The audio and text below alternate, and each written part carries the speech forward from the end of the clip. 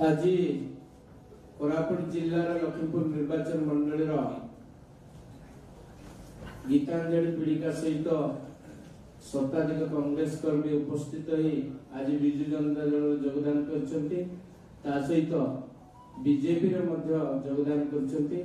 ए कार्यक्रम नेतृत्व नौकरी डॉक्टर संदीप पात्र महोदय, भाई प्रियदत्त माझी महोदय, ईश्वर चंद्र पाणीग्राही विधायक प्रार्थी प्रभुदानी महोदय, मंचर समस्त विजु जनता दल कर्मकर्ता भाई माने, गीतांजलि पीड़िका कांग्रेस दल गोटे आग दल नेत्री थिले एवं आसंता 24 निर्वाचन रे से कांग्रेस विधायक प्रार्थी भाव लभी मध्य थिले। आज से माननीय मुख्यमंत्री विकास कार्यक्रम रे शामिल होई आम अंचल विकास को त्वरान्वित करने आमको सहयोग करछंती, जो द्वारा आज विजु जनता दल आउरी शक्तिशाली होईची, लखीमपुर निर्वाचन मंडली आउरी शक्तिशाली होईची। यही परिप्रेक्षी मु गीतांजलि पीड़िका को एवं एंटायर टीम ताको कांग्रेस शताधिक कर्मी को मु जिला सभापति हिसाब रे आज स्वागत जनाते। आसंतु आम समस्त माननीय मुख्यमंत्री विकास धारा में शामिल है ओडिशा को एक विकसित राज्य प्रतिष्ठा करिबार सहयोग करबा। समस्त को धन्यवाद। धन्यवाद सर।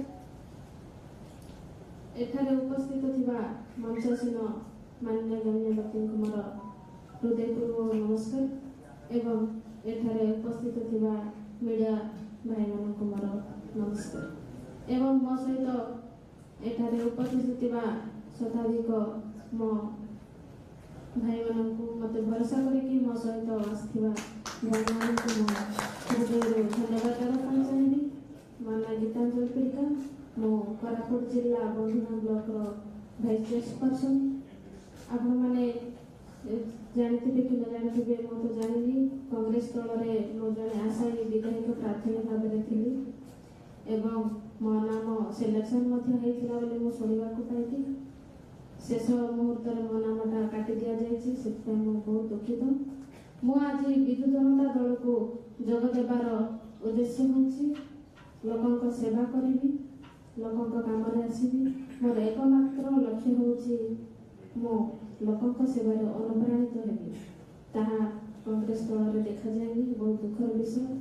मते गोटे कथा बहुत खुशी लागुछि जे आम विजु जनता दल रे महिला मानक बहुत प्राधान्य दिया जाउछि एवं तांकर सम्मान को आखि आगे रखी महिला मानक को आगदाड़ी को अणा जाउछि। ताहा मु जो पार्टी रे थिली से पार्टी रे मो देखि पारिली, सेति पय मते बहुत दुख लागुछि। मो आज बहुत मर्माहित दुख प्रकाश करछि, किंतु कहि पारनी मो मन रे केते दुख अछि।